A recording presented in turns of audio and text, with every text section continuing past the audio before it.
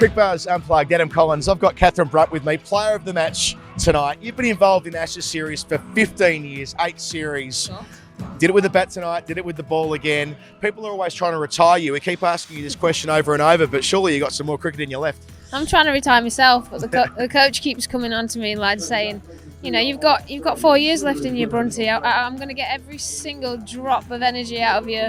And, you know, I mean, the way I see it is my heart's in it. I absolutely love what I do. But if my body's telling me at some stage, then I've just got to listen to it, because you're a long time retired and I've got, you know, a long time to think about what I want to do next and where that will take me. And I want to be able-bodied when I go and do that. So at the minute, I'm feeling good and things are going well, and I'm still learning, still improving. So for now, I'm happy, but I'm always thinking about, you know, what the body's saying and listening to that. How is your body? How's your back specifically? We know historically that's been a major problem for you. Right now, it feels a bit sore, but it's good. Like, I mean, I don't know, you were in the West Indies.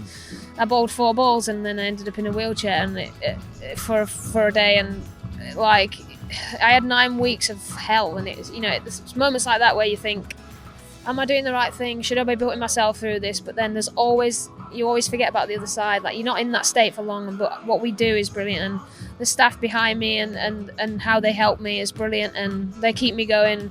That, like, I've been playing 15 years. I couldn't ask for more, and I'm still going. So I guess that's, you know, my resilience and my passion for the sport, and I'm in a good place at the minute, and hopefully, you know, I can carry that on. So you didn't get the win overall. Of course, Australia have been celebrating behind us here, holding up the Women's Ashes trophy, but you weren't beaten in every game, which was something to take from tonight. You had the victory with Lauren Winfield. You put on 55 at the end with the bat, which was crucial because the side was teetering on the edge. It could have easily been England 110 or 115, but instead you get to that towards 140. And then when it comes to the bowling, you bowled 3 spells, wickets in each of them. How pumped up were you? We know how pumped up you get on the field. How important was this to you personally that you came away tonight with a win? Absolutely.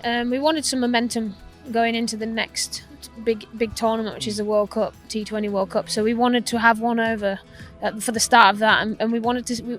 We basically said this is the start of the next bit. So no matter what happened tonight, win or lose, we were making some changes, and this was the start of the next step for England. And we hope that we showed a bit of arse, really, and a bit of fight. And I'm all about that. And I hope that everyone gets behind me. And I thought everybody turned up tonight and really gave it some.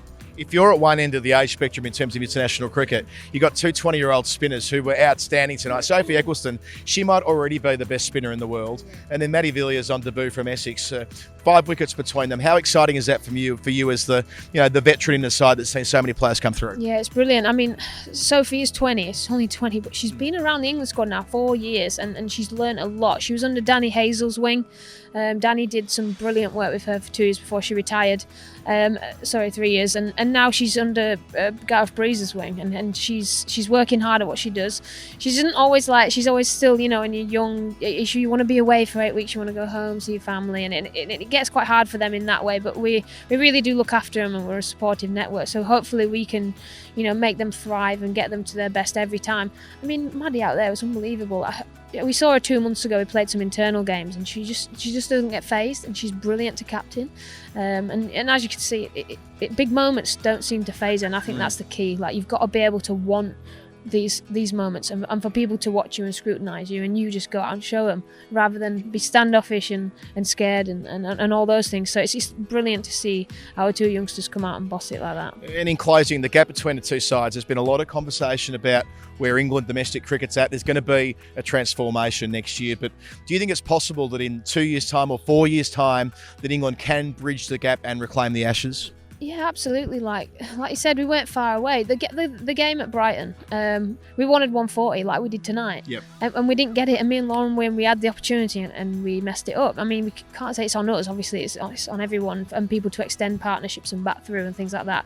But we still had the opportunity. And tell you, I was angry when I went in that changing room. Tell you, but that's where we knew it. And it's small margins. It always is like that. We nearly got whitewashed, but we didn't. But like, we weren't that far behind. Those first 2 ODIs could have gone either way, but that was just what happened. And Going forward, we don't need to do much, but with the domestic side of it, there's some big things coming, and there's going to be a lot of exposure for these youngsters to go out and show what they can do, and I'm really excited about that. Katherine Brunt, player of the match, outstanding tonight with ball and with bat. It's the end of the Women's Ashes. Australia claim the trophy. England get the consolation win. We're up the freeway to the Men's Ashes, which starts tomorrow morning, would you believe, with never any rest on Cricbuzz. Thank you, Katherine. Outstanding. Cheers, mate.